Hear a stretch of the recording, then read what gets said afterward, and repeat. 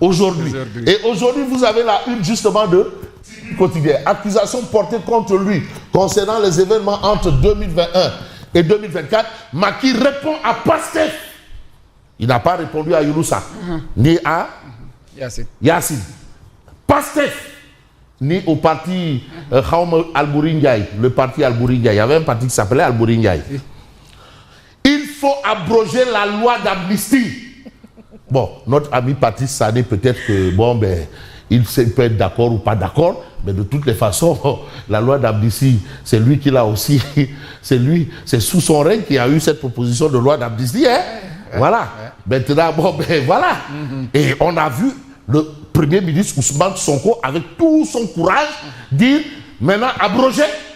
Il a dit, on est prêt, on abroge, et on reprend tout. Il l'avait dit, je me rappelle, et à l'Assemblée. Il ne l'a pas dit à Ndiongolor, il ne l'a pas dit à Djilor, il ne l'a pas dit à Djilas. Il l'a dit à l'Assemblée, ni même à la place Soweto, dans l'hémicycle. Abrogé. Bon, puisque tout le monde veut l'abrogation, mais abrogeons. Voilà.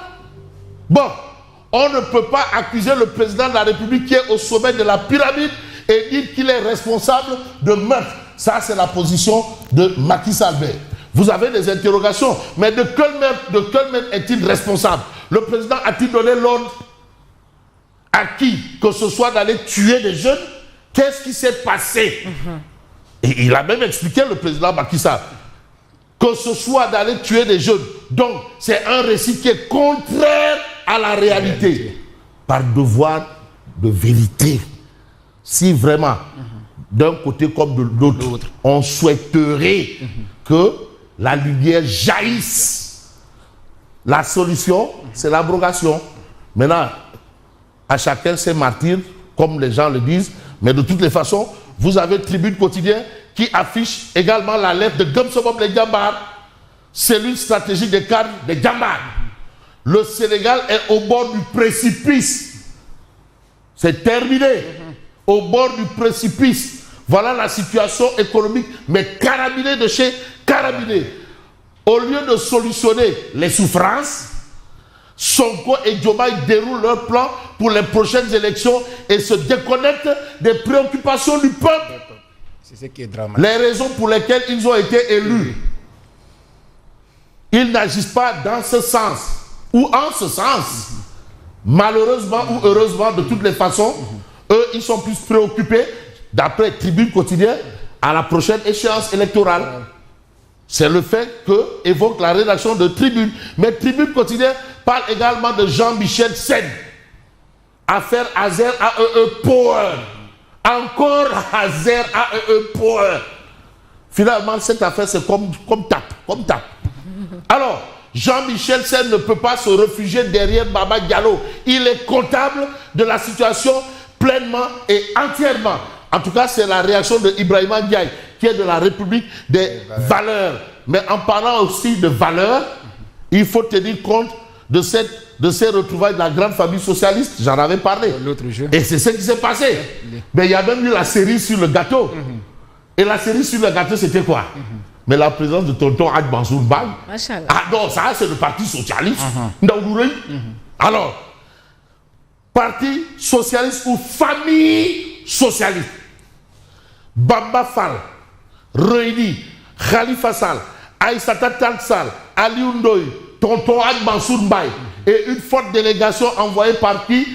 Par Barthélémy Toye Diaz à Doutasek. Ça sent quelque chose. C'est quoi ça? Qu'est-ce qu'il y a ici? Parce que Bamba Falken, ça c'est le fils politique de... on sait, son père spirituel politique, on sait, qui a été maire de la Médina. Ahmed Diène. Tu sais... Attention. Et c'était une mobilisation de taille triple XL. Une rencontre, réellement c'était une rencontre religieuse. Mais quand tu vois religieux là, et quand tu ouvres le sac religieux, tu vois politique. Bamba Fall réunit Khalifa Sall, Aïssata Tall Sall, Aliou Ndoye, tonton Hadj Mansour Mbaye, et une délégation envoyée par Barthélémy Toye Diaz. En tout cas, on va évoluer et on va parler de l'observateur L'Obs. Un mot quand même. Le président Joe Biden appelle à une riposte globale face à une menace djihadiste en mutation. Ça, c'est le forum de Dakar et la menace terroriste régionale. On reste avec L'Obs. Distribution sans aval du COMEX. Madame Khalis, qu'est-ce que c'est? La Fédé là. Non, là-bas, bon, c'est le... Est-ce que c'est le tong-tong ou le patou? Ou le guiro? Hein? En tout cas, 13 millions par tête. Les primes toxiques qui minent la Fédé foot. Et là, on parle de Fédé foot, mais il s'agit de Fédé foutu. Amadou Kad, Bakary Sissé, Pape Sidilo, Bambamba et Eliman Lam au cœur du partage qui déclenche la colère du lunch parti du COMEX. 2 millions de francs CFA par match gagné à la CAN, 1 million par match. Par tête, par match. Encore, prochaine fédération, tu dois être là-bas. Ah oui, quand même. Yacine aussi. Ah hein. oui, franchement. Ah non, non. Ah oui. Attends. 2 millions par match gagnés à la CAN, 1 million pour le nul face à la RDC, soit 13 millions chacun pour 5 responsables accusés d'avoir bénéficié des primes controversées. Non, mais ça, il n'y avait pas ça sous Augustin. Ah, c'est énorme. Voilà pourquoi c'est le tout sauf Augustin. Voilà pourquoi il y a le bilan Augustin. Tu ne vas pas, comme les Ivoiriens, tu ne vas pas gâter notre mangement. Maïma. Alors, Abdoulaye Fall, Babacar Ndiaye, Cheikh Seck, Abdoulaye Sedousso et Kosso Diaré également bénéficiaires d'un bonus présidentiel qui alimente la polémique. Les 5 dirigeants cumulent 50 millions de primes exceptionnelles et 13 millions de primes de performance, soit 63 millions chacun. Ouais. En tout cas. Ouais. Non, Bila, prochaine fédération. Il a fédération. Mais on va s'intéresser à l'As quotidien. Ils ont voulu utiliser la violence pour arriver au pouvoir. Macky Sall accuse. Et vous avez réaménagement du Pastef. Sonko consolide sa garde rapprochée. Mais vous avez le point actu qui en parle également. Violence politique à l'oral de l'ONU. Macky Sall droit dans ses bottes. Voilà. Madame Mbergali là. Alors, vous avez Direct News, lui qui parle de guerre Pastef contre coalition Joe Biden. Sonko renforce son état-major. État-major. Et pendant que ça chauffe, vous avez Wolf Quotidien qui dit loi d'amnistie, Macky défie Pastef. Mais qu'est-ce qu'il a dit? Mais approchez la loi d'amnistie et on saura qui a fait quoi. Qui a fait quoi? C'est d'ailleurs le titre du journal de Yacine ce matin. Mais ce matin, vous avez Critique Quotidien. Pourquoi Jean-Michel Sen n'a pas porté plainte contre AEE Power et il va porter plainte contre Baba Gallo? Mais pourquoi? Madame, est-ce que Jean-Michel Sen ne prend pas les enfants du bon Dieu pour des canards sauvages? Voilà l'interrogation. Les cadres de Djamba sont encore là. Le Sénégal est au bord du précipice. Ça, ce sont les cadres de Gomsobop, les Djambar. Mais Djambar Kabil, il est à la une de l'exclusif. Le Djambar Kabil. Borom Sénégal à Gambie. Borom Sénégambia. Le pays s'enfonce dans une trajectoire périlleuse. Ça, c'est le diagnostic de Gomsobop, les bien entendu Djambar.